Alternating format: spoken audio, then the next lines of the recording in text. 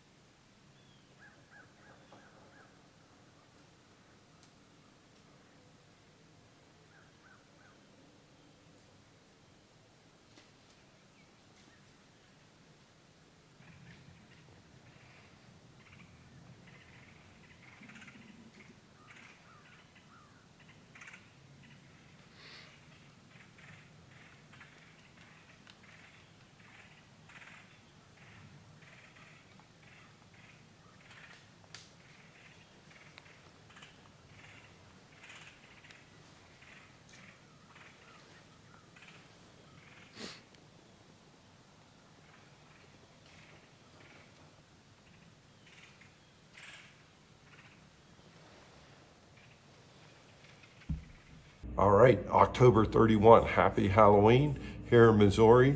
Headed up to my stand. I'm going up to the High Point stand. I call it that because it's on this tip at the very northern end of the property, up on the highest part of it. There's a narrow neck down area on the soybean field that was just cut, but they're still grubbing around through the soybean field. It gives you about a 50, 60 yard shot across that, kind of pinches them down in that area as they're feeding through there.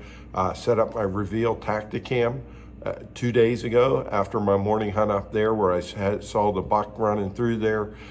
Seeing the same thing on the camera, seeing deer late in the evening and early in the morning yesterday morning. So looking like we're getting good activity. Gonna head back there and hopefully we have some success today.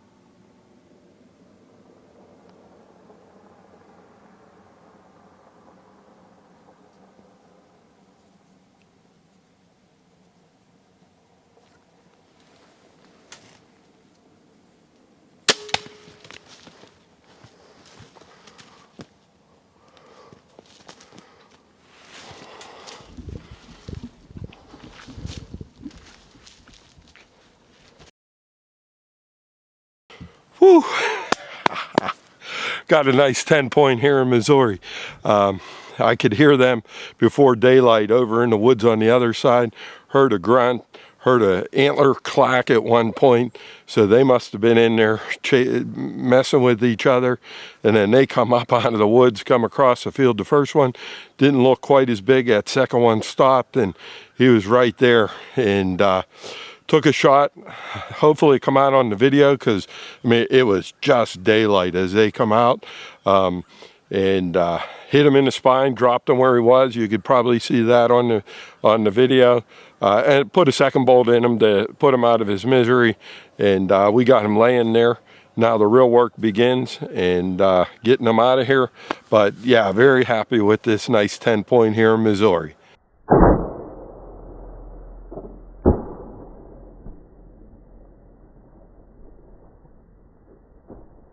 So after shooting a deer, getting it set up for pictures and taking some pictures of that really nice deer, I text him out. My first text always goes to my son. He immediately calls me back. And this is where the Halloween madness kind of kicks in. He lets me know, hey, he's in Pennsylvania, hunting out of one of our stands that we have down there, and took a 9-point, double lunged it, went about 50 yards, and he has a deer. His problem is it's down in a valley. We try to get back away. Not too many people go into that area, that part of the property, so he has to drag it out. It's pouring down rain there. Fortunately, I was able to make a few calls. After some back and forth with some people, we were able to get a club member of the club we belong to, McDonald Sportsman's, to go out with his ATV and go down and drag the deer up the hill for him. So he also had success and got a nice little 9-point for him. So we're just a crazy Halloween day for us.